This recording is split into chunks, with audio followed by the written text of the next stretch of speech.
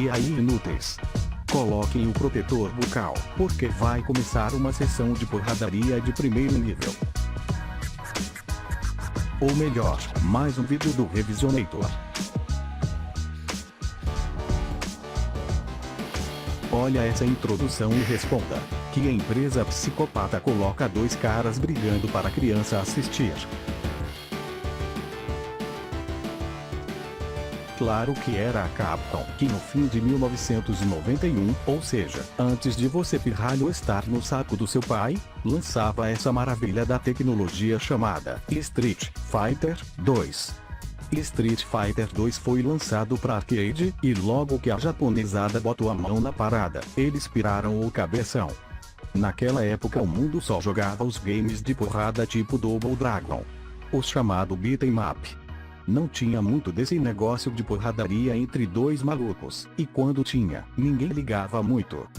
A Sega foi a pioneira em algo parecido com o jogo de boxe em 1976, e o primeiro com algum sucesso foi Karate Champ, em 1984. Você deve lembrar dele no filme O Grande Dragão Branco, quando o Patola Van Damme dá um couro no amigo Red Edson.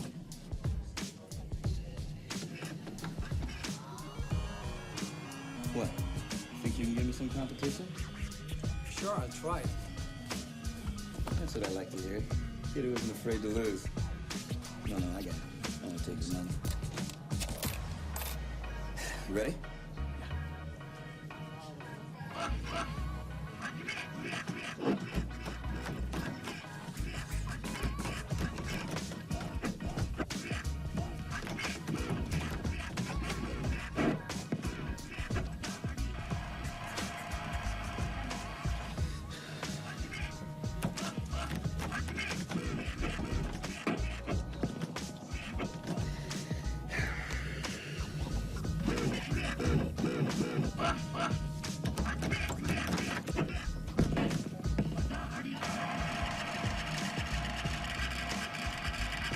Not bad, kid.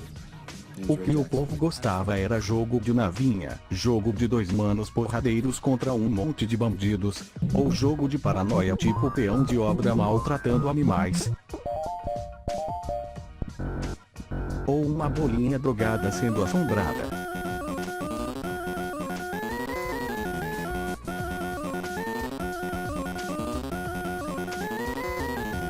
A Capcom mesma tinha cagado uma diarreia na rampa com o primeiro Street Fighter. O jogo tinha só dois bonecos para controlar, um tal de Ryu e um tal de Ken. Mas era um cocô de jogo. Era quase impossível soltar os golpes. A física dos pulos é bizonha. Mas se você não sofresse um derrame antes de aprender a jogar, com 2 ou 3 Hadouken o rival já perdia. Foi tão cocôzento que praticamente ninguém prestou atenção naquela trolha. A Capcom percebeu logo o tamanho da defecada. Tanto que em vez de teimar, iam fazer outro jogo, mas de luta tradicional tipo movimento lateral, só por garantia. Os caras estavam na maior pindaíba, a grana era curta, aí chegaram num japa chamado Akira Nishitani, e falaram: desenha um jogo aí, mas tem que ser pequeno porque as memórias ROM estão muito caras. Como não queria perder o emprego nem falir o patrão, ele juntou uma equipe e se empenhou em enfiar o máximo de coisa no mínimo de memória.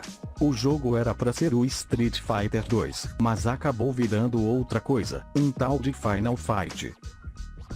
O mais louco é que Final Fight foi apresentado como Street Fighter 89 no evento, e a recepção pública foi meia boca. O nome Street Fighter sugeria porrada 1 contra 1, mas o protótipo não seguia esse caminho. Não passava de outro beat'em up. Por melhor que fosse, não era novidade. Acabou, então, lançado como Final Fight.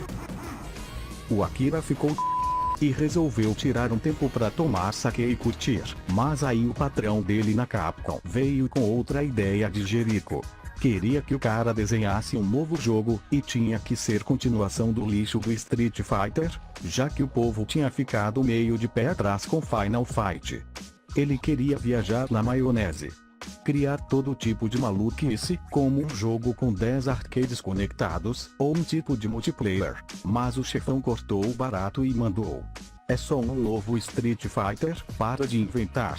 Akira ficou tão indignado por não poder criar seu jogo demente que resolveu fazer algo maior.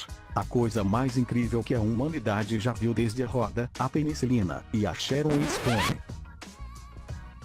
Ok, exagerei. Para deixar o primeiro desmoralizado, sua equipe pegou os 2 elas do primeiro jogo, Ryu e Ken, e desenhou primeiro um lutador de luta livre maromba, que se chamaria Vodka Gorbavski, e eu estou falando sério. Fizeram logo também um monstro e um ninja. Os caras deviam curtir birita pra misturar tanta coisa e achar que ia dar certo. Conforme o negócio avançou, Akira decidiu o país de origem de cada um, e a coisa foi acontecendo. Botou um lutador de sumô para representar a tradição local de gordões suados que se pegam de tapa usando tanga, um soldado para representar os gringos que adoram um herói de farda, uma chinesa voadora de perna grossa, um indiano que cuspe fogo. Olha o nível de saque na cabeça. Para os chefes, clonaram na maior um Mike Tyson, que era o rei do boxe, criando um Mike Bison. Depois, com cagaço de levar um processo do comedor de orelhas, fizeram a marmelada de mudar os nomes dos chefes fora do Japão. O segundo desenhado foi um ninja espanhol baitolinho ou melhor, assassino, chamado Balrog. O vice-chefão foi um lutador de Muay Thai, aquela parada tailandesa com chutes na cabeça e outras pedreiragens, o Sagat, que era o chefão final no Street 1, quando teve o peito arregaçado pelo Ryu. E como o chefão da parada toda, Vega, um psicopata tailandês. Estranho como o povo da Capcom botou 2 bandidões na Tailândia. Acho que a moral do país com os japoneses não devia estar muito boa na época. O time de criação trabalhou que nem peão, fizeram sistema de ataque com 6 botões, coisa nunca vista. Os bonecos eram grandes e cheios de movimento, com animações na entrada da luta, cara arrebentada depois do combate. O jogo ficou tão grande que quando chegou a hora de enfiar tudo na memória disponível, não cabia. Tiveram que cortar uma porrada de coisas, como a animação quando o lutador entrava em cena. O único que continuou com ela foi o Vega, que aparece com a capa na última luta. Conseguiram pelo menos manter a animação da vitória, tipo o Ryu tomando vento, a Chun-Li tirando onda ou o Dalsin fazendo polichinelo. Eles testaram o jogo, testaram mais, e depois mais, até que todo mundo dentro da Capcom já estava com as mãos mais esfoladas que a dos assinantes do Xvideos. Foram tirando bugs e melhorando até o ponto em que estava pronto para lançar. Teve um monte de coisa modificada, como o espanhol, que era para ser um cavaleiro das cruzadas, mas com medo de mimimi de religiosos no ocidente, acharam melhor mudar e fazer o toureiro fresco mascarado. Também começaram a criar pontos fracos nos lutadores. Alguns pontos fracos ficaram, como o Blanca que toma no rabdigo, no nariz quando leva um golpe durante a bolinha, o espanhol quando é contra-golpeado durante o voo de afrescalhado, e o Ryu que pode tomar um dano monstruoso se estiver tonto. Vários golpes especiais também foram cortados na versão final. Chun-Li teria um backflip. Dalsin daria socos esticados para os dois lados, e os lutadores poderiam fazer um falso golpe para enganar o rival. Mas como diria o Super Sam, Oh yeah! Time is money! a Capcom tinha prazo para botar o jogo na praça, e ficava botando pilha na equipe, por isso muita coisa boa foi cortada, e algumas deram errado por causa da pressa. Na tela título, o nome World Warrior tinha saído como Warrior, com E. E eles só notaram quando toda a arte já estava pronta. O jeito foi enfiar um O numa outra camada de arte por cima do E ficou perfeito. O Guile, que já é apelão por natureza, era muito mais na primeira versão de testes, porque depois do facão, ele não ia parar mais na frente ficando vulnerável, ele cortava o golpe do adversário e ia cair mais atrás. Apelação total. Tiveram que mudar a programação correndo, para não ficar quase invencível. O funcionário que programou o Guile era novato de Capcom, e fez um monte de cagadigo, um monte de bobagem no código do personagem. Se você souber os comandos, pode agarrar o oponente à distância e até dar reset no jogo. Pra sacanear geral, pode prender o oponente e jogar ele longe só quando o tempo está acabando. Mas não era indicado fazer isso jogando com outra pessoa, ou o pau cantava dentro do bar. Finalmente, depois de trabalhar 14 horas por dia e 18 por noite durante meses, o jogo ficou pronto no dia 14 de fevereiro de 1991, às 7 horas da manhã.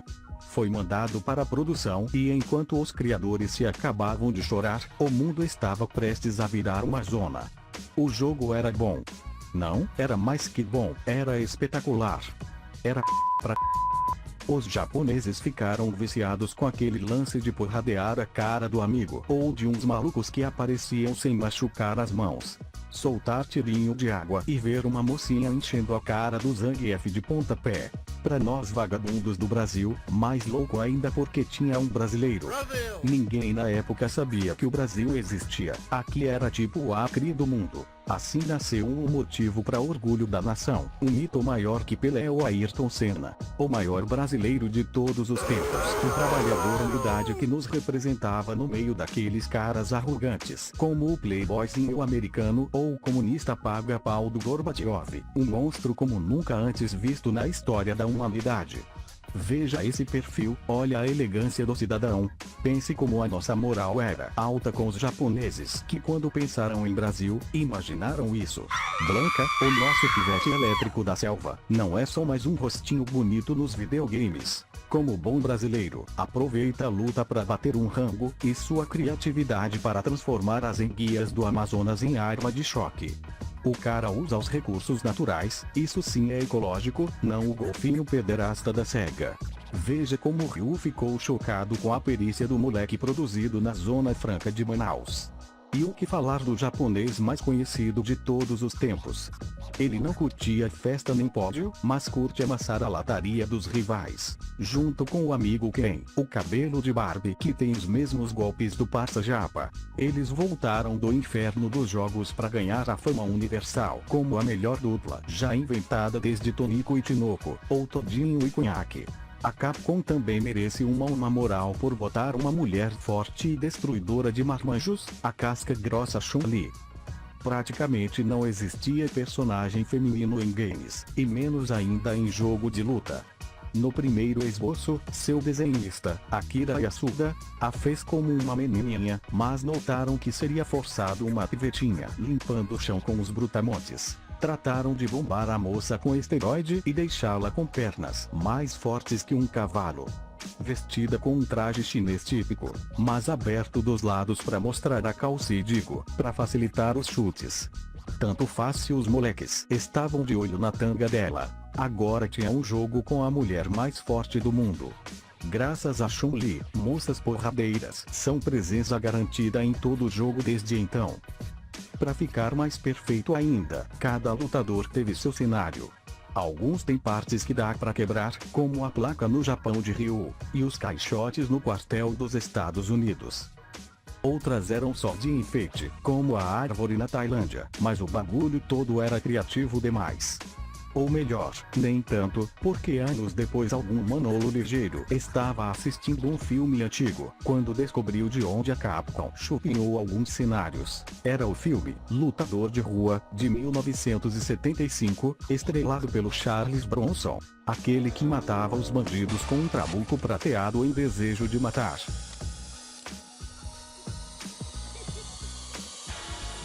Olha como essa Capcom é safada ou melhor, espertinha, e tiraram uma inspiração para fazer o cenário do Ken. Round 1. Fight!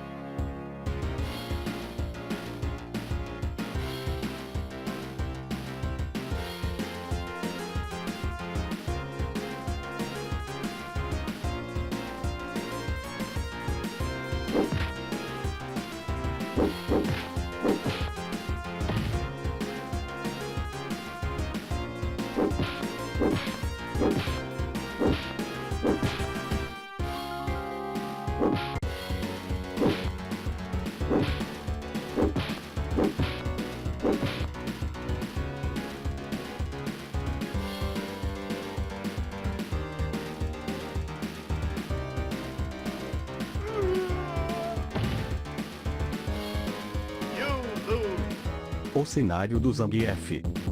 Round 1. Fight!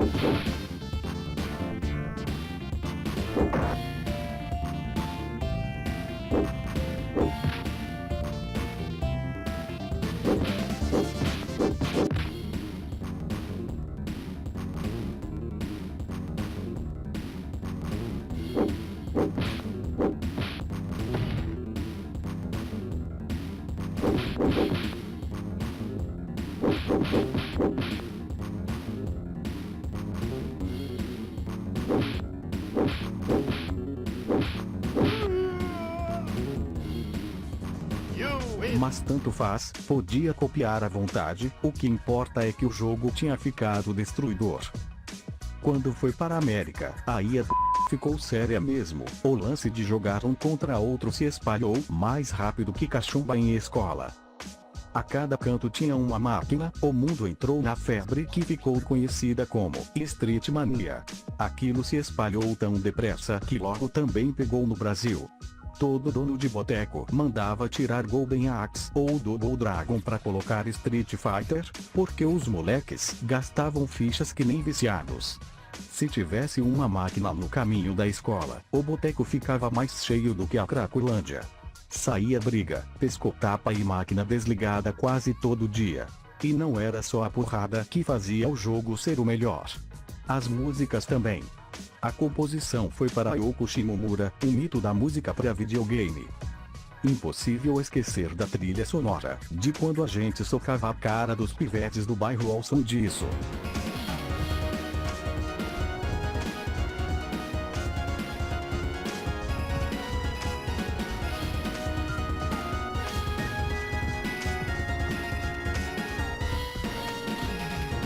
Ou disso.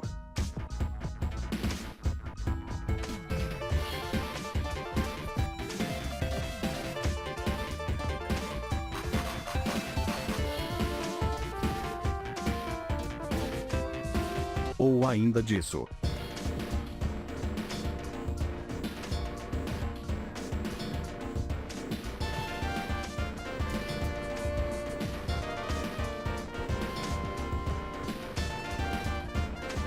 E além de tudo isso, ainda tinha as vozes. Nem todo jogo da época tinha voz, e muito menos tantas. Ninguém entendia direito o que os bonecos falavam, mas não tinha importância, porque a gente sempre inventava um grito melhor.